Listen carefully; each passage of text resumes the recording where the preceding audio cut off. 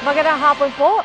Pinabubusisi po ng isang mambabatas ang mahigit 2 bilyong pisong confidential funds ni Vice President Sara Duterte sa 6 na taon niyang termino bilang alkalde ng Davao City. Mas malaki pa raw yan kumpara sa nagastos ng 3 pinakamayamang lungsod sa bansa. Nakatutok si Jonathan Andal. Batay sa audit reports ng Commission on Audit na sinuri ng GMA Integrated News Research, sa 2 termino ni Vice President Sara Duterte bilang mayor ng Davao City mula 2016 hanggang 2022, umabot sa mahigit 2.6 billion pesos ang ginastos na confidential funds ng lokal na pamahalaan.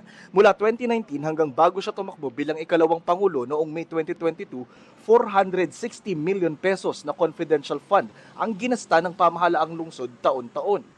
Kung talagang naging useful sa Davao City ito, di dapat ay meron din itong performance report at the list is maibalik kung hindi naman ito ma-account ng maayos. Sabi ni House Deputy Minority Leader Franz Castro, kung susumahin, aabot sa 1.2 million pesos kada araw ang ginastos na confidential fund ng Davao City nung alkalde ng lungsod si VP Sara sa nakalipas na 6 na taon. Sa pagsusuri ng GMA Integrated News Research, mas malaki ito kumpara sa confidential funds ng 3 pinakamayayamang lungsod sa Pilipinas mula 2016 hanggang 2022.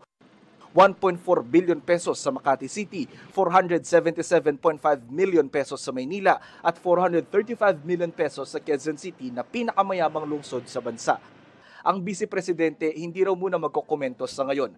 Nauna naman ng sinabi ni House Appropriations Committee Chairman Representative Elizalde Co na ililipat ng Kamara ang confidential at intelligence funds ng OVP, DepEd at iba pang civilian agencies sa mga ahensyang nakatutok sa mga banta sa West Philippine Sea. Para sa GMA Integrated News, Jonathan Andal, nakatutok 24 oras. Mga kapuso, patuloy na tumutok sa mga balita. Mag-subscribe sa GMA Integrated News sa YouTube. Sa mga kapuso abroad, samahan nyo kami sa GMA Pinoy TV at sa www.gmanews.tv.